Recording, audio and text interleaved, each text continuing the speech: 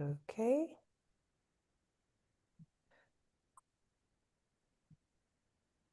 We are now live on YouTube. So we'll wait and hope that Kristen will join in the next few minutes, but we can start with Annie and Christine, and then Florence is going to join us in 15 minutes. She had childcare issues that she had to take care of, and we all know what that feels like.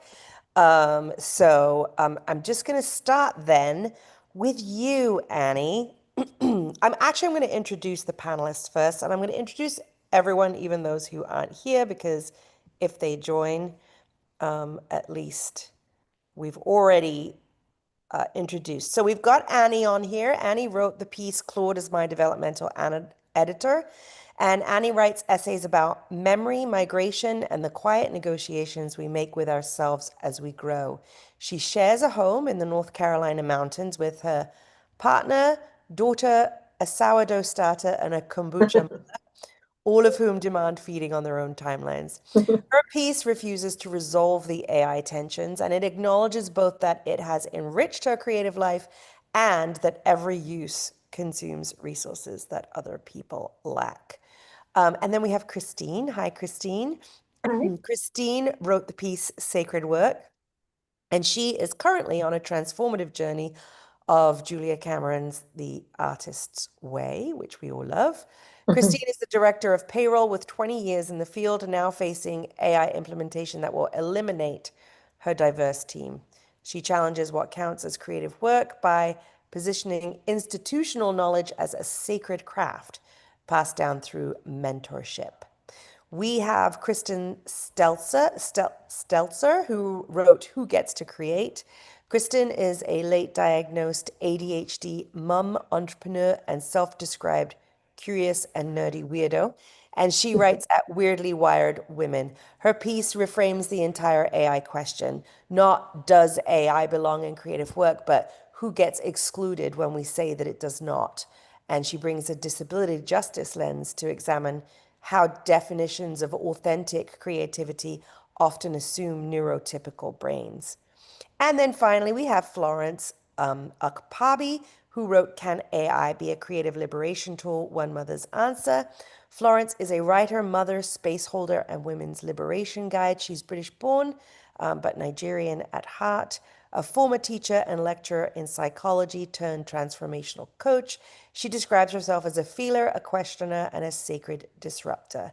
Her piece argues that women, making up only 20% of AI users and builders, is a real issue. And I think we can all agree that that is true.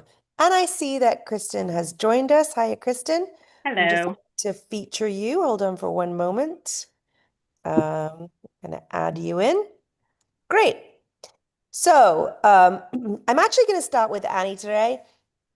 And I want to talk specifically about the part, the piece of the part of your piece that talks about the fact that you have identified three groups of AI users: the grifters, the true believers, and the tentative experimenters. And that's in this messy middle, right, where the real conversation is going to happen. So here's my question to you, Annie, that came up as I was reading your essay, and that is when you're trying to figure out what feels ethical, we have all this incomplete information about AI, about what it is, what it will be, where it's going. How do you make decisions with ethical decisions with incomplete information? What would your thoughts be on that? I basically, and I guess that this is just it's circumstantial. It will apply differently to everyone. It's really about my life circumstances. Ethically, I would say that ethics, regardless of what we might be taught or some people might be taught in law school, does have does require the perspective of the person that's wielding the term. And I get to figure out what ethics first mean for me. what is the cost that it has for me in a broader lens, and then push that against the realities that are also happening around me. So it is a dance. It is also a compromise. I don't believe that all of my decisions and the choices that I'm making are would fall within the ethical lens of everyone. So that's like the first thing that I get to reconcile with, is that I'm ultimately making the decision that aligns with my values, or the decision that most align with my values, even if it's at odds with other of my values, because that's basically what I presented and prompted and posited in um, in my essay. I'm making decisions that align most with my value of creativity and family, even though it puts in peril or it rubs against the values that I hold around equality, equity, environmental responsibility, etc. And my hope is that I think I make those decisions with hope, with the hope that I would eventually um, gather information that might bring up clarity for me. Um, and and with just open curiosity, I am open to be challenged. I think I sit with it with my partner often. In my usage of AI, I sometimes be like, damn, should I be doing this? Like we sit and grapple with it, and we've had conversations about like big projects that we would love to do. And it's like, oh, it would be so easy if we just run it through AI. And then it's like, okay, that's where our line is drawn. So it's in a constant conversation, that looks like a dance more often than not. And some days it's one step in one direction, and other days we cha-cha in the opposite one. And Can and you we give hope that us it's worth it. Yeah, can you give us some example? That's really, really well put, Annie. And I'm interested in some examples of where your line is drawn. So, for example, you mentioned a project you would love to do, but you drew the line. Well, we have Florence on who she's not here yet, but in her essay, she speaks about how she has a project that she wouldn't have been able to complete were it not a big project, were it not for AI. So, where is your line in terms of like how much use, what's the usage line?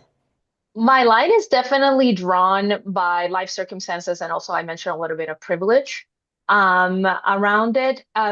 I don't allow AI to do the writing for me, specifically in like when we talk about craft. Yeah. When I talk about craft, essays, things that matter to me, AI writes probably 95% of all my emails. So like Yeah. that's a line.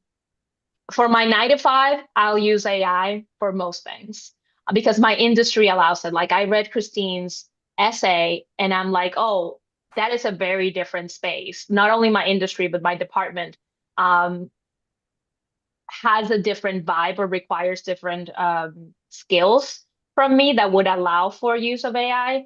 But yes, I definitely don't allow AI to do the creative things for me. Thankfully, it's not able to, make my sourdough for me, feed my kombucha. But it gives me room to do those things. Now I don't spend 30 minutes writing an email. I spend three just like dictating to the thing, and then off it goes. But the usage that I do, and I put even a screenshot of it in my essay, I've trained my Claude, that's the title of my essay, to ask me developmental questions. I'm an immigrant. English is not my first language, though it is the language that I choose to write on because it feels the truest to me. So I lack formal education in writing. And this is the fastest way that I've gotten to educate myself, by training AI to ask me questions that have me thinking through that process. Because right now I don't, I can't go to a workshop every week to learn Right. the craft. So I just have an observation that I'd like to just put into the conversation for our expanded conversation after the after the panel discussion. But one of the things you just said is that discussing your ethical decisions, is that you use um, AI for 95% of your emails, but none of your creative craft. And I'm just, I'm playing devil's advocate and putting questions out there for everyone. There would perhaps be people who would say, well, emails are easy. And again, we're not we're acknowledging the language barrier as well. Emails are easy. Is it ethical to use AI resources for emails? And why is that more ethical than using it for craft? And again, I'm just putting stuff out there, not stuff that I agree with, but I think that this is really interesting pieces of the conversation that we can continue. I'm going to move on to Kristen because we only have half an hour in the live discussion. And Kristen, I don't know if you were here when I introduced you, but your piece absolutely fascinated me because it aligns with so many of the things that I have been thinking about in terms of privilege and who gets to decide, who really gets to decide when and how we use AI. And I'm going to talk about this again before we get into the 60-minute discussion. Are we just accepting the terms of existing society and the rules of the patriarchy as they have already been established? And we talk about this with Florence as well. You're specifically talking about it from a neurodivergent perspective, and you talk about how you the question I have for you is using AI different from hiring a human assistant? And if your brain can't do it the quote unquote normal or average way, does that change the ethics of your ability or allowance to use AI? Um, well, so I think, I mean, obviously, I mean, as intelligent as AI is, it can't replace a human being. Like it just, I mean, it can be faster than a human being, but it's not the same. I mean, it's, the idea that it's intelligent is, we can get into like a whole conversation about what intelligence actually is. Yeah. But I think, so no, I mean, but like I said, when you talk about hiring another person, then you're bringing in resources that other people might not have, or you're bringing in schedule. Like, I mean, I guess I could hire a VA who's, a few time zones ahead of me, so that when I'm up at 3 o'clock in the morning and want to work, that I can ping them. But I think for me, it's less about, am I replacing a human being? Because I was never going to hire a human being to do these things. Some of these things I'm actually capable of doing myself when I am having a good day. When I am not having a good day, no amount of willpower or anything is going to make me be able to focus my thoughts. And then I need help. And so I was actually thinking about this morning. Because, I mean, oh my God, it gets into so many things. There's like, and again, my brain is like, oh, all the tendrils. But like I had a really challenging morning this morning because my son was dysregulated, which dysregulates me. Then I have to manage him, and then I'm losing my executive function. And so what are my options? And so I don't always take medication, but this morning I did, hoping it would help. It doesn't always help because it depends on the hormones and everything else, because it's different in women. But then I was thinking, I was like, okay, so, but for some people, they might say, okay, it's okay that you took that pill. But the pill is built on pharma. Medicine is built on the exploitation of whole races of people and experimentation. There are side effects that affect me, or I could use AI to help me focus. It's got the whole host of issues, but AI is new and pharmaceuticals are not. So we don't load ourselves with the guilt of taking a pill versus using AI. And then what is my other alternative is to do nothing and not be able to function. And is that better? Like that, I mean, who gets to decide that? Is it me or is it someone else? I don't know if I answered your question. No, you absolutely did answer my question. And you also illustrated very clearly to us, like the way that your brain has to try and manage so many different ideas and so many different thoughts, and how important it is to have some sort of mechanism for you to help you with that, right? So I think your piece really, as soon as I read it, I was like, this is exactly how I feel. I feel that the folks who are dead set, flat out against AI, are are using their privilege, or in a position of privilege for the most part, because they don't recognize how AI really levels the opportunity for so many people who, you know, have English as a second language, have are neurodivergent, can't afford to go out and hire, virtual assistants, can't afford a $10,000 developmental editor for their book, but have the talent, and the skills and everything to, get their work, get really good creative work out there. So I appreciate, Kristen, what you contributed to the conversation. I'm going to Thank you. move on because we need to get through, everyone. Half an hour is not very long, but it was actually, by a survey, was, what folks decided they needed. And I'm going to move to Christine. And Christine, your piece is so fascinating because you're the only one who well, no, there was a few others who also submitted pieces talking about, how they were going to, lose their jobs. Um, I think one I'll be able to I'll be able to find it later when when I can go through my notes more easily.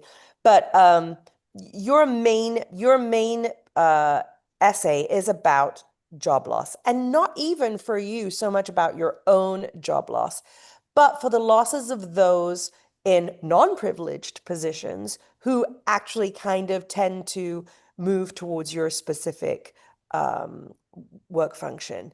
So my core question that I had for you, is, if your job can be totally automated and the work that you have called in your piece, you've called sacred, was the human element ever valued? And again, we're going back to that same question that I keep coming up against, is who gets to define what value is? Yeah, those are really good questions. And I think, when I think of myself and going through, decades of this work, for me, at any given time, the task of the work, the task, obviously, I've watched it become automated in one way or another. So I understand evolution and, things need to change and all of those things happen. And I'm not okay with the fact that task like work will have to go away in some way, shape, or form. I think what bothers me most is there's everything within and outside of the work that happens. It's one, there's the community aspect that I think we all lost in COVID in a way. There's the talking through things, the nuance, the detail, the I know this because I did this 5 years ago and I'm seeing it come back around. So all of those things get lost because now we've looked at these things as just a task. And so what I believe will happen, if my experiences proves accurate, we will go through this AI, we will lose jobs, and then at some point they'll say, we've lost this and we need it again. Because we're going to find that we can put our knowledge or task-based knowledge into the system and it can spit out, something great and something functional. But then when the people are calling in and you're running a company with 20,000 people and 20,000 employees, it's never just enough to go someplace. Someone's always going to want to talk to someone. Someone's always going to want to have some sort of experience and things behind that. Not to mention that I feel like right now, as it stands, AI has not built the trust, in the fact that, going back to your point, is who's profiting off of this, who's making these things. So there is not a trust within, I think, the world yet with AI and what we're putting in. I know I put stuff in AI all the time and it's wrong. I'm like, what? So I think there's a lot of different parts to it. And so what saddens me is, like I said, not just my field, but many fields where people who didn't go to college or people who kind of fell into this, mothers who are getting back into the workforce, these are the types of jobs that we could go to and become something in that world. And with those lessening, it just scares me, like, what work are we as women going to do to take care of our families, take care of ourselves? And that's a great question, Christine, and I'd like to carry that question through to our 60-minute discussion, as well as the question around this theme. So the specific theme for this discussion is not like, is AI good or bad, or what's it going to do in the future, or how's it going to look? The theme is, does AI have a place in creative work? And so I'd like to bring into the 60-minute discussion another question, which is, what counts as creative work? Like, you very clearly in your essay stated that you believe that your work was sacred. And in my mind, sacred work is creative work. So again, we're back to the question of who gets to decide what is creative work. Yes. Interesting things to bring in. Florence, hello. You were introduced already. So I'm going to, and we don't have very much time left on the live, so I'm going to scooch directly into your question. And I think that your essay kind of drew all of the other essays together into the core question around the theme, which I'm going to introduce when we get into the 60-minute discussion, which is, all the pieces are coming together, which is, does AI have a place in creative work, is the theme. But the bigger question is, who gets to control, decide, and implement if it does have a place in creative work? And your piece specifically talked about the fact that AI could be a creative liberation tool. But you bring up this statistic that I couldn't get my brain away from. And that is, women only make up 20% of AI users and builders. And so it's absolutely essential that we, as midlife women as well, pursue conscious engagement with the AI discussion. So my question to you is a bigger question, a little bit outside of the theme, which is, can the same tool that extracts labor also liberate us as creators? And how can we use AI to liberate us in our creative work without reverting to the existing oppressive structures Oh that my built gosh, the tool in the first place? that's such a Easy big question. question. Yeah, I Tiny know, question. right? Such a Your big thoughts. question. So your thoughts on that, I guess, is what I'm asking. Sorry, 1 second.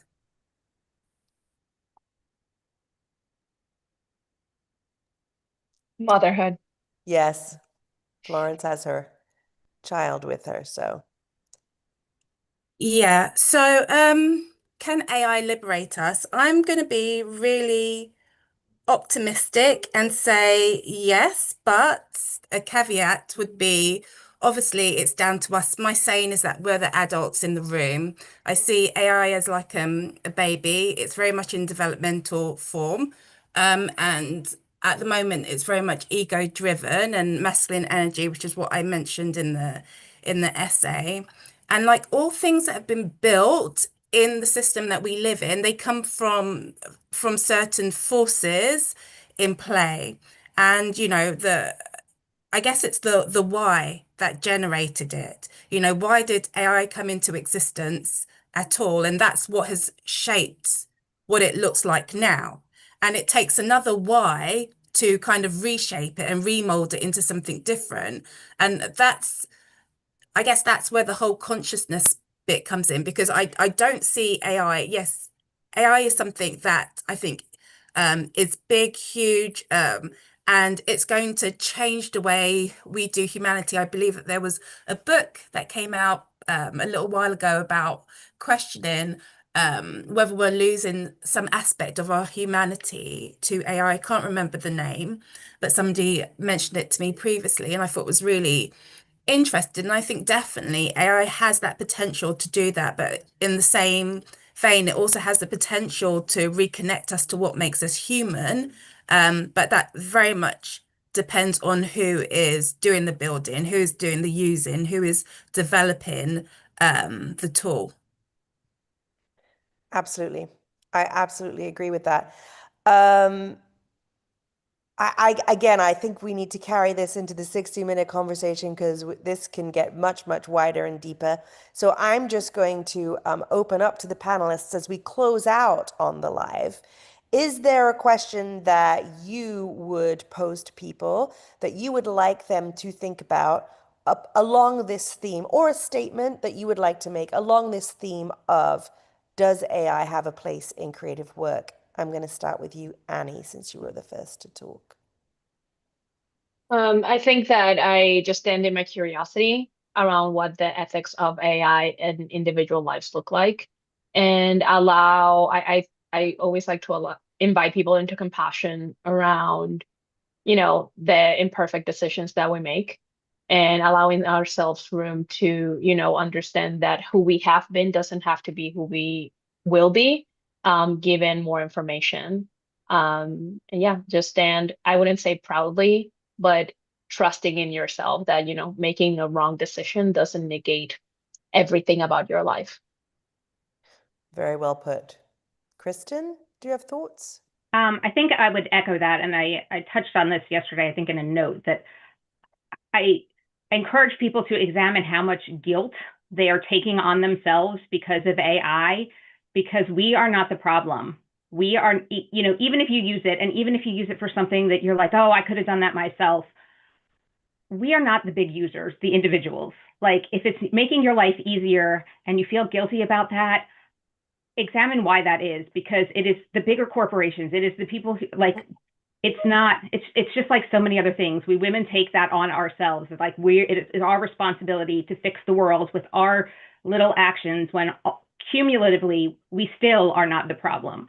So I think there's just, give yourself grace as you're figuring this out, because and ask yourself that question, like, am I taking on too much responsibility for this when I did not create this problem and I cannot fix it by myself?